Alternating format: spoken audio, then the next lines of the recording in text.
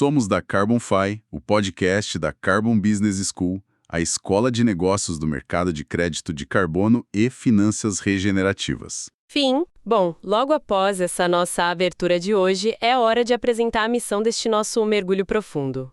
Exatamente. E hoje o tema é, bem denso.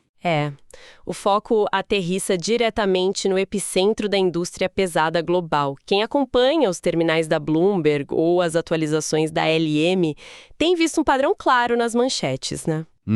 Elas falam incessantemente sobre o choque do alumínio e o estrangulamento energético da indústria global. E à primeira vista, isso pode parecer apenas uma flutuação temporária, sabe? Para o operador de commodities clássico, aquele que olha estritamente para a superfície dos gráficos, a leitura inicial costuma ser exatamente essa. Total. Parece só mais um gargalo de oferta ditado pura e simplesmente pelo preço do megawatt-hora no curto prazo. Sim.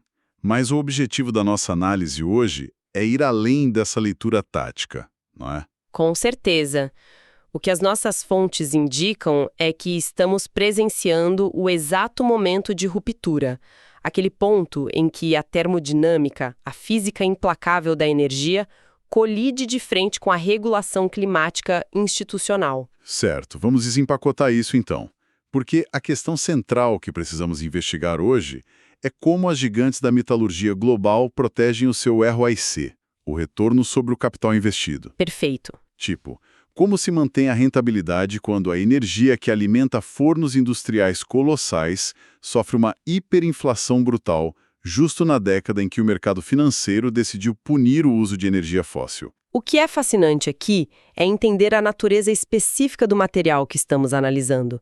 Não estamos falando de uma indústria qualquer, sabe? Isso nos leva a um detalhe muito curioso presente nos relatórios. Historicamente, o alumínio carrega o apelido de eletricidade sólida. Exato, eletricidade sólida. E a razão para isso é o processo de extração que é altamente eletrointensivo. Transformar a bauxita em alumina e depois usar eletrólise exige temperaturas altíssimas. E uma corrente elétrica contínua e massiva. E isso, na prática, quando um porto exporta um lingote de alumínio, ele está literalmente exportando um imenso bloco de energia condensada. E ao compreendermos essa natureza de eletricidade sólida, a narrativa muda completamente. O choque atual deixa de ser apenas uma crise de escassez energética e se revela como uma crise profunda de conformidade. Conformidade regulatória, né? Exatamente. Hoje, grandes fundições, os chamados smelters na Ásia e no leste europeu, dependem visceralmente do carvão térmico e do gás natural. Para manter aquelas cubas eletrolíticas funcionando 24 horas por dia. Isso. E essas instalações estão sofrendo um estrangulamento duplo muito severo. Um aperto de ambos os lados da planilha de custos. De um lado, temos a matemática simples da inflação da energia fóssil. O custo para manter os fornos ligados disparou. Sim. Mas o segundo lado desse estrangulamento parece ser uma força invisível, porém muito mais destrutiva a longo prazo. Que é o peso estrutural da regulação climática. A arquitetura legal do Acordo de Paris e as rigorosas NDCs, as contribuições de cada país, entraram em uma fase de execução punitiva. E o mecanismo mais agressivo atuando nisso agora são os sistemas de cap and trade. O mercado regulado europeu, o EU ETS, é o melhor exemplo disso. Durante anos a indústria de base recebia aquelas licenças gratuitas para emitir carbono para evitar uma desindustrialização imediata. Mas essas licenças estão sendo retiradas gradualmente. E para colocar isso em perspectiva e dar uma noção de escala, se um smelter lá no hemisfério norte está pagando em torno de 80 a 90 euros por tonelada de carbono sob as regras do EU ETS. E a produção baseada em carvão emite quantidades absurdas de CO2. Pois é. Essa taxa de carbono por si só tem o potencial de corroer completamente a margem de lucro sobre uma única tonelada de metal produzido. A matemática não perdoa, né? O alumínio sujo deixou de ser apenas energeticamente caro. Ele virou um passivo regulatório insustentável. Carregar esse risco afugenta qualquer investidor institucional. A previsibilidade de caixa simplesmente desaparece. Totalmente. O que nos obriga a descer até a sala de máquinas financeira dessa história. Analisando as projeções, Fica claro que essa mudança ataca o coração das planilhas de valuation das empresas. Como isso destrói valor na prática na estrutura de capital? Bom, o analista de risco precisa olhar direto para o modelo de fluxo de caixa descontado, o DCF. Imagina o balanço de uma gigante da metalurgia operando com energia fóssil. Tá. Se a rede elétrica depende de carvão, as emissões de escopo 2 dessa companhia explodem. Lembrando que o escopo 2 abrange as emissões indiretas da energia que a empresa compra, certo? Exato. Numa era onde externalidades são precificadas, cada tonelada atrelada a esse alumínio age como um imposto oculto que destrói a margem EBITDA na hora. E o ponto crítico é que o mercado financeiro não fica assentado esperando o caixa secar. Ele antecipa esse colapso regulatório e já desconta o valor da empresa no presente. Esse é o mecanismo da precificação de risco. O custo futuro de conformidade será tão alto que a operação fica inviável. Para visualizar isso fora das planilhas, vamos usar uma analogia do dia a dia. Imagina uma transportadora que investiu bilhões numa frota moderna de caminhões a diesel. Um investimento de capital gigantesco. De repente, a lei muda e proíbe veículos a combustão nas principais rotas. Da noite para o dia, aqueles caminhões perdem todo o valor econômico. Eles não podem operar.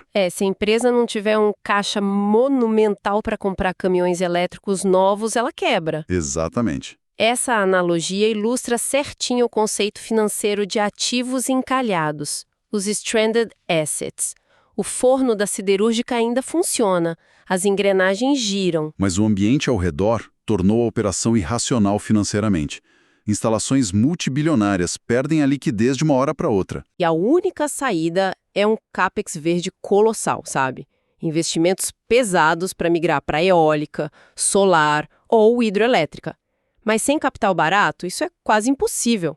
O que nos leva a uma barreira muito real que está sendo erguida agora, porque a Europa percebeu que não adianta punir os próprios produtores e deixá-los em desvantagem contra importações sujas. Precisam blindar o mercado interno. E a ferramenta para isso tem nome, que é o CBAM, o Mecanismo de Ajuste de Fronteira de Carbono da União Europeia. Que é um conceito muito engenhoso na execução. Sim, é uma taxa aplicada aos importados, baseada nas emissões geradas durante a produção desses bens.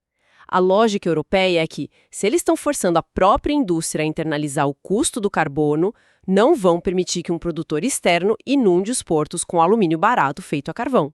O CBAM visa nivelar o jogo internacional, taxando o carbono importado na fronteira. Exato. E se conectarmos isso com o panorama geral, esse choque e esse muro regulatório alteram drasticamente o custo de capital para o setor produtivo inteiro. E o mais intrigante é como isso impacta o Brasil e as empresas do Ibovespa. Impacta porque altera o eixo da vantagem competitiva global.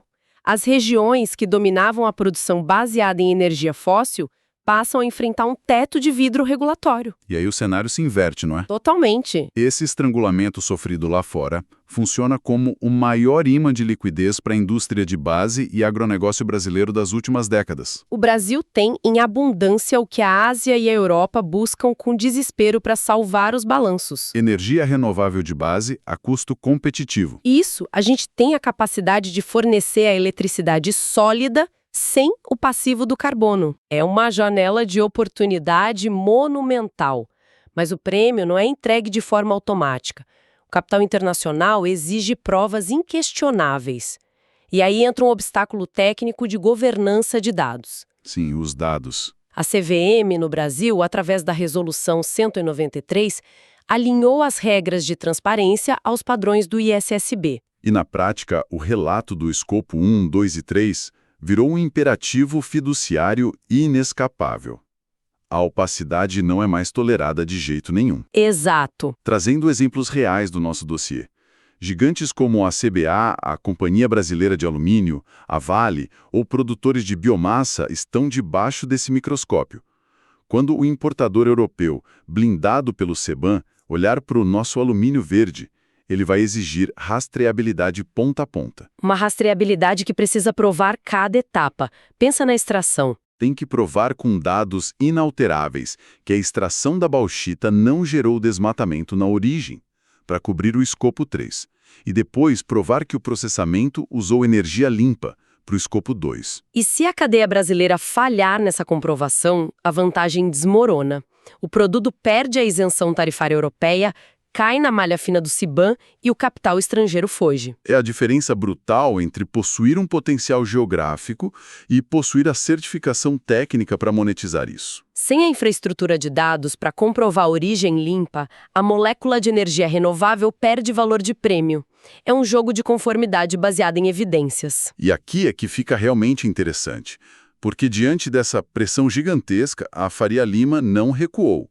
O setor financeiro brasileiro não enxerga essa regulação como um entrave, mas como uma fundação para estruturar liquidez. Certificar essa vantagem energética. Eles estão usando ferramentas de arbitragem regulatória de uma forma muito sofisticada. Sim, vemos a originação acelerada de CRAs, os certificados de recebíveis do agronegócio, atrelados a critérios de bioenergia, e FIDCs verdes, desenhados para financiar a mineração sustentável e o CAPEX verde. Para quem acompanha a gente, vale detalhar a mecânica desse Greenium, o prêmio verde. Dá para comparar com um financiamento imobiliário. Ah, com certeza. Imagina conseguir um desconto na taxa de juros do financiamento da casa própria só porque o projeto inclui painéis solares no telhado. O banco entende que o risco de inadimplência atrelado ao custo de energia é menor. E o que a Faria Lima faz é aplicar essa mesma lógica numa escala de bilhões para a indústria. O mecanismo cria um hedge climático super eficiente. A empresa capta recursos com desconto, o tal Greenium. Os investidores institucionais aceitam receber um pouco menos em troca de alocar em ativos de baixo risco regulatório. Isso, a empresa pega esse dinheiro mais barato, aplica na modernização térmica e na rastreabilidade. E aí vem a mágica contábil. Ao comprovar a redução de emissões, a empresa passa a gerar créditos de carbono de altíssima integridade. E as tesourarias não jogam esses créditos no mercado de forma aleatória. Elas acoplam essa neutralização diretamente ao contrato físico de exportação, seja do alumínio, do aço ou da soja. O resultado é que a commodity chega a Frankfurt ou Xangai estruturalmente descarbonizada e matematicamente provada. Isenta das taxas do CBAM e blindada contra o choque fóssil. A indústria dita o prêmio global e o mercado financeiro captura o spread. Então, o que tudo isso significa para os próximos anos? Se olharmos no horizonte de 12 a 36 meses, os indícios apontam para uma cisão no mercado. A projeção tática indica uma bifurcação irreversível. O mercado vai cotar dois produtos distintos com a dupla precificação, o dual pricing. O alumínio marrom com base fóssil sofrendo descontos severos e sendo banido de mercados maduros. E o alumínio verde comandando prêmios de liquidez estratosféricos e sendo disputado pelas cadeias globais. O que vai gerar uma onda maciça de investimento estrangeiro direto, o IED, e fusões e aquisições no Brasil. Corporações reféns da energia fóssil lá fora vão precisar adquirir parques industriais aqui. Elas não vêm só por mão de obra. Vem pelo acesso direto à matriz elétrica descarbonizada.